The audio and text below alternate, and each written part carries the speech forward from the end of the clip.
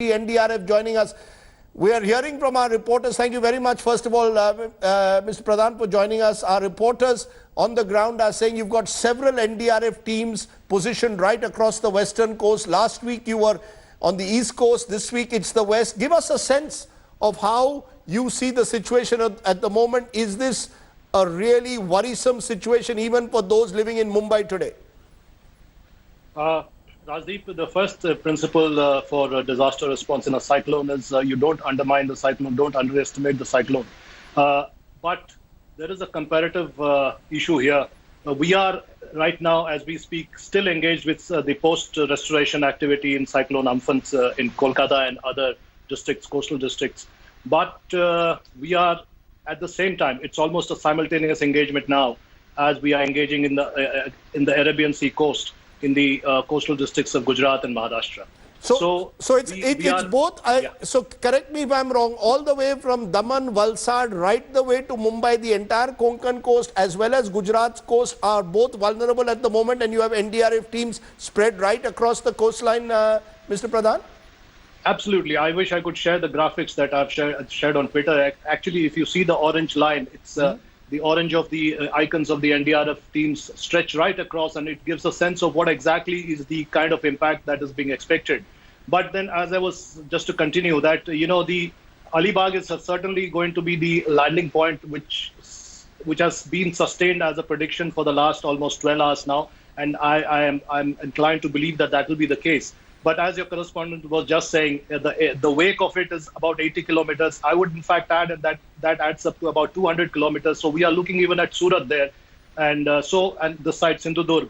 So the entire coastline is in a way going to be impacted. But then, as I was saying, the comparison is favorable for the cyclone Nisarga, because Nisarga is not Amphan. It is not an extremely severe cyclone category. We are looking at what is called a severe cyclone category, and the wind speeds are in the range of 80, 85 to 110, gusting to 120 max.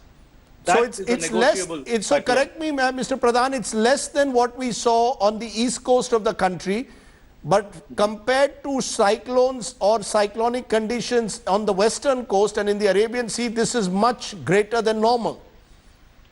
Absolutely. We also have had super cyclones in Arabian Sea, but this is not the usual feature. And the other aspect of this is that this is curving inland. The curving inland at some point near Alibag in the Raigad district, and when it curves inland, it is also then pushing it onto the suburban areas of Mumbai.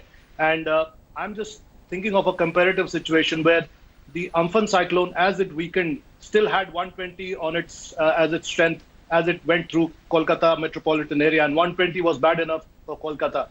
This could be 100 for Mumbai, and that also could be a comparable situation. And we must not forget, Mumbai is also dealing with COVID. So it is a complex situation, and I hope all the preparations that have gone into facing this challenge will bear fruit, and will come out relatively unscathed at the other side of the cyclone. Can you give us a sense, Mr. Pradhan, how many of your men are feet on the ground, and a long night I know ahead of them, but how many feet on the ground at the moment?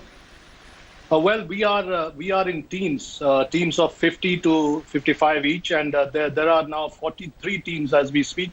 5 more teams are being airlifted from Vijayawada, and they should be there anytime, and they'll hit the ground running literally, because they will have no rest. They'll go to work the whole night, because this night is critical. We have to take people to safety. I must flag an issue that the western coast is not used to cyclones so much, and so the people are not used to evacuation so much, and it's not easy.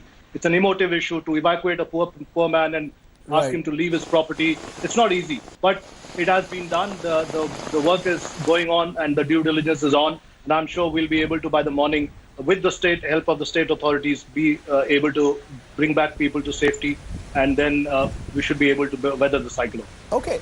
Those are reassuring words, Mr. Pradhan. Thank you very much for taking off the time, giving us a sense. All the best to you and your team. They have a long night, as we said, ahead. Thank you very much for updating us and our viewers with the latest information. Hello everyone, this is Rahul Kamal here. Hope you enjoyed this video. For the latest news and analysis, like and subscribe the India Today YouTube channel, and don't forget to press the bell icon to stay updated.